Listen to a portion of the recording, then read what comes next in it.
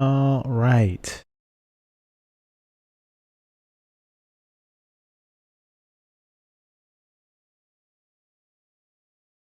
Let's see here. I think we're good, right? We're just looking at memes.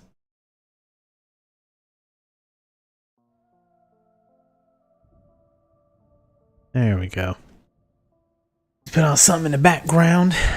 High quality content coming in hot. This is all we do.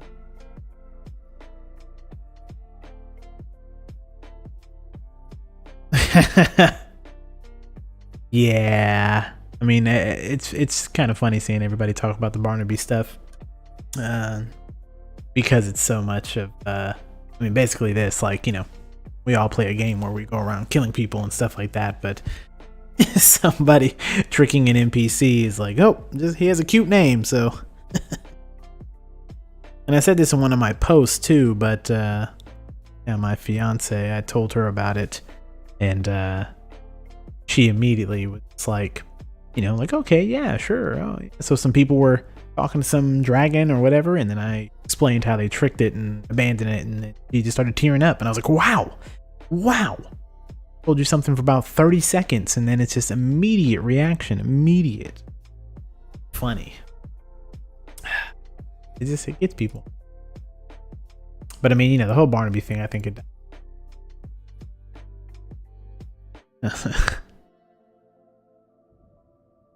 Old meme format, but I mean, honestly, hey, you know, an oldie but a goodie. Always has been.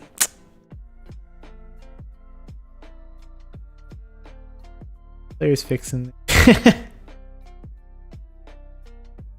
That's good. I will say I don't know if I feel like it's exactly the same though for this, because like Bethesda, I mean, you know, man, those modders are going in, and also too is like one person will make like a good mod, and then it's just, you know, this disseminates out into, you know, thousands of people, hundreds of thousands, sometimes millions of people, whereas like most of the homebrew, I feel like, doesn't get out like that. You know what I mean? Like if I homebrew something, my players experience it, or I might homebrew something and put it up on a DM's Guild or something like that, and you know, maybe a couple hundred, maybe a couple thousand, but it's just, I feel like that's on a whole different a whole different thing. It's funny though.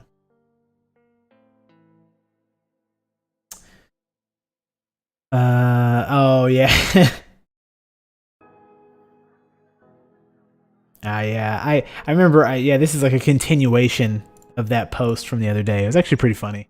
This idea of people playing a class but naming themselves something. Wait, what was the title of this? The Power of Friendship. Okay.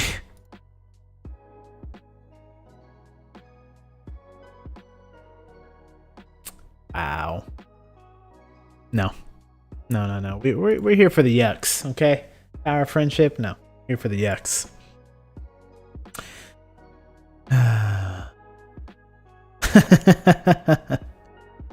Yeah, I mean, I do feel like a lot of times the worlds that you're in as a player, you know, it's like, I think the most realistic kind of setup would be that, you know, you've chosen to do a job like adventuring. You know, you've chosen to do a job that is inherently more dangerous than anything else that you could do, and you're doing it for, you know, presumably glory or for money, you know, wealth, a quick route to power, you know, maybe you want to start up your own kingdom, whatever the things are, right? Like you've chosen something that's very high risk, high reward.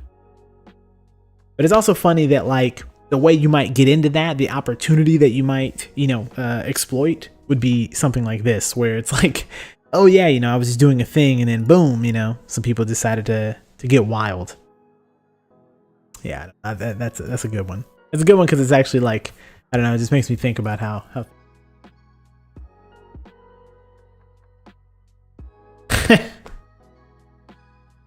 Nah, I don't know if we're ready for that one.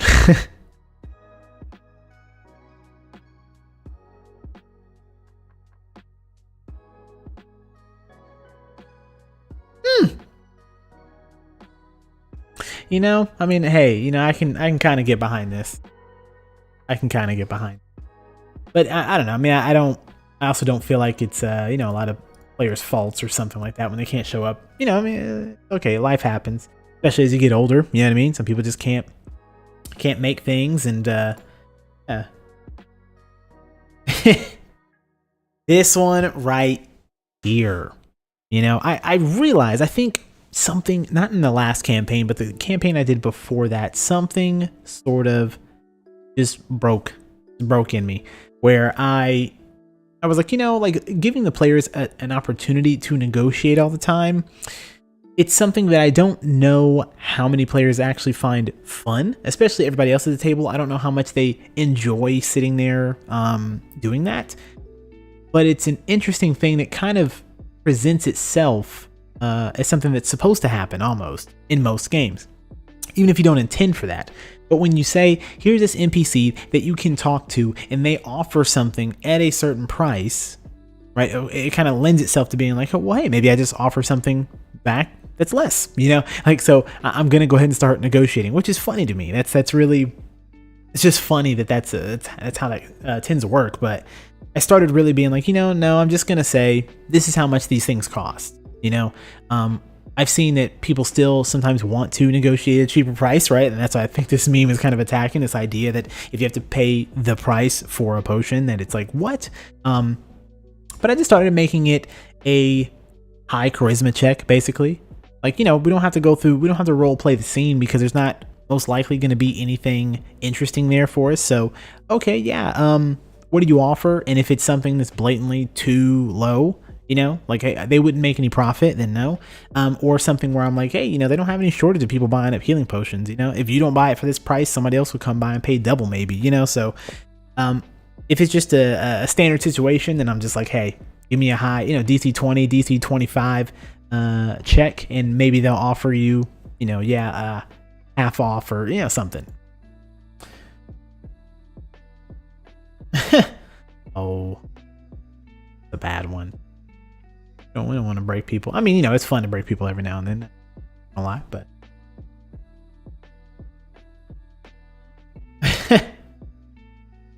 I mean, honestly, this is a good one. That's a good one. But you know, 4E was actually super fun. I think I side with Matthew Colville on this one. You know, it's just like it truly is. It was a good system. It really was, that I think had some bad things about it. They kind of killed some things, but it was a good system. 4E was lit. Wow. You know, I'm really trying to see the cream. Oh, I did click on this one earlier. I was the cream of the crop here. Oh my god. I mean, hey, honestly, hey, there it is. Yucks. That's for the yuck.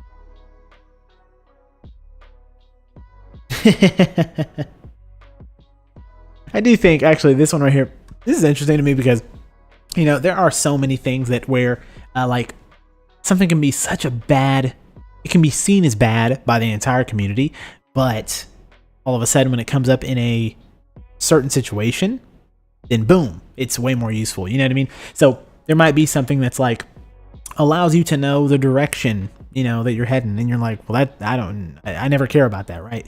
But then you play with a new dungeon master, or a dungeon master, you know, gets this idea of trying to make you track where you're at, and oh, you've actually lost, you have to navigate, whatever. All of a sudden it becomes so much better. That happened to me, actually. I guess I should say that happened with me and my players in the last campaign that I ran, because there was an item that allowed you to know which direction you were facing, I think, or something like that. I think it was like a, you know, like a, it was something to help navigate, and it was something along the lines of knowing where north is and stuff like that.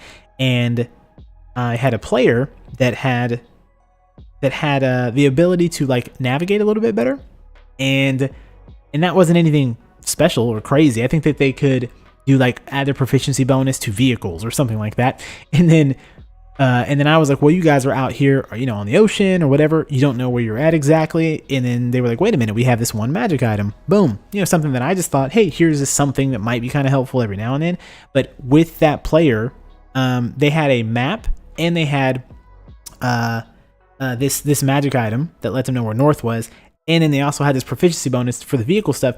I basically just started being like, okay, you know, we don't need to roll about this anymore. You know, hey, it just happens. It just happens. Just hand wave it. There's no, you know, and I talked yesterday actually about like the idea of chaos and unpredictability, of adding that in at some points where you say, hey, here's skill. Here's an opportunity to showcase skill that you made the right choices. And then here is chaos and unpredictability. Can you overcome it? And I saw that, like, you know, it was such a low chance of them getting lost, and I couldn't really reconcile the fact of, like, if you always know where north is, right, how lost are you really gonna be, basically? You know what I mean? And you're experiencing this, you've been trained, you know. I think that's what it was. I think they had proficiency with like navigators tools, and so, you know, it was just like, well, okay, what are we gonna do? So again, this idea of like a blade ward, you know, and just these things where people might pretend that something's really bad or suboptimal. It's like in the right campaign, and in that campaign they had to sail a lot, you know, so it became hyper useful. Interesting. Good one.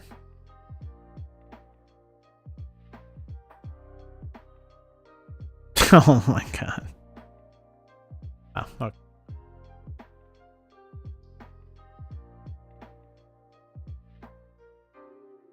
The rule about creating spells in game. Yeah, what the hell is up with that? This, oh man, this meme right here. Honestly, one of the things that I have talked about the most with people when I talk about, you know, D&D and like making my own systems and all kind of stuff, right, is D&D's, or at least 5th edition's magic system. It is something that to me needs the most work. Like in 6th edition, what I'm hoping is a complete overhaul of the magic system. I definitely want something that is modular and allows you, as a player or as a DM or whatever, to create your own magic spells, create like almost like your own magical moments. I like the idea of basically being like, okay, I want to, you know, play as this wizard that's like a fire wizard, or, you know, a lightning wizard, or wind, or whatever, and I learn how to manipulate those elements better, and then as I get more powerful, I can make more spells or I can make my own spells that do more things. Maybe that means combining different elements to do things, or maybe that means still using one element but being able to make it do different things. So instead of just summoning a ball of fire, I summon like a gout of flame, or maybe instead of just a gout of flame, I can summon like a dragon made out of fire, blah blah blah, right? So this meme right here, actually, like, it's just, there's so many things that I dislike about the, I believe they call it Vancian, right, magic system in 5th edition. This idea that a spell is like a living thing that lives inside of your brain, right? And this is like the basic D&D method for spells, you know, spell casting and stuff. The spell is something that lives inside of your brain, and when you release the spell, you expend that spell. And so the energy to do that is like spell slots, and the spell itself, again, is like an alive thing. Once you release it, it's gone. I'm like, man, I understand that it has like a history and the roots and all this other stuff, but, you know, maybe I'm just too young to appreciate it or something. I don't know, but I really dislike that style. I think it's interesting. I think it's a cool, maybe like as a cool alternative. Maybe even a class works that way. But for that to be the default way that magic works in D&D, it's such a problem to me. Like, no. I want to be able to charge up. As a player, I would like to charge up my magic, right, to unleash bigger and devastating spells, right? This idea of, I need more time. As a wizard, I operate slowly, and or as a spellcaster, I operate slower than a martial class, and I, you know, kind of have to like focus and stay still and all this other stuff. And then at some point, I can unleash this really big thing if I successfully do all these things, instead of just, oh, as fast as, you know, a swordsman can swing his sword, I just release this alive spell in my brain, and it comes out. Like, I don't know, I don't like that. But one of the main reasons, I love studying magic systems, and I love, movies, anime, stories, whatever, of all kinds. When I think about how does an actual magic system, how would it really work where you could have something like a fighter, something like a barbarian or a knight or whatever, and then be on equal playing field, like on equal terms with like a spellcaster, right? How could a fighter ever go up against someone that can, set them on fire, like a wizard? What always sticks out to me in my mind is really just that strength and speed, and mostly speed, are better, and they're on the martial side. But if the spellcaster would have enough time, then okay, boom, they can win the fight, or they have the advantage. And so, at least for me, how I've been able to reconcile things, right? And I write and stuff like that. I write my own stories and stuff. And for me, how I've been able to develop a magic system of my own, it's essentially that martial classes sort of win out with speed, because they're able to just run at the person and, stab them, basically, right? But if given enough time, that fireball is a problem. But even if they get that fireball up and going, right, it's not that they just immediately win. It's that they can throw this fireball, but of course, this other person that's martially trained is really fast. They can still dodge out of the way. So I like this idea of, in my magic system, I call it threading, right? So if you are casting a spell, for outside of your body, that's like outer threading. If you are enhancing your body to go beyond normal physical limits, that's inner threading. And so for me, martial characters do inner threading, and spellcasters do outer threading.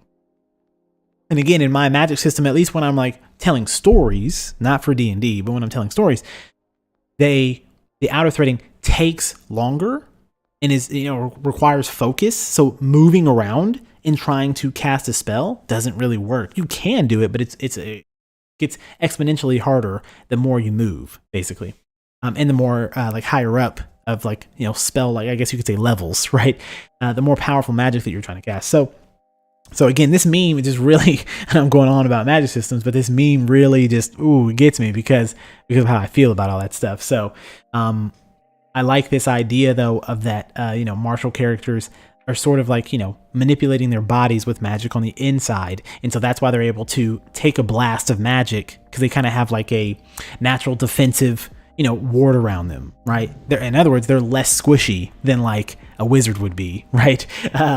But the wizard, of course, can like cast a big spell, boom, you know what I mean, and set things on fire and all this other stuff. While a fighter can jump and like run up a building a few steps and then do some crazy hyper athletics.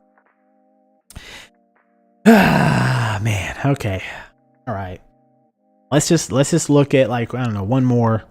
I gotta get off here. I got a bunch of stuff to do today, unfortunately. Let's see.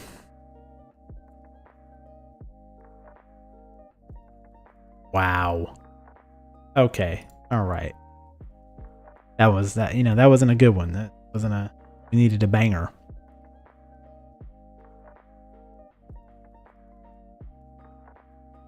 Wow. Nah, I really want a banger. Nope. that was funny, but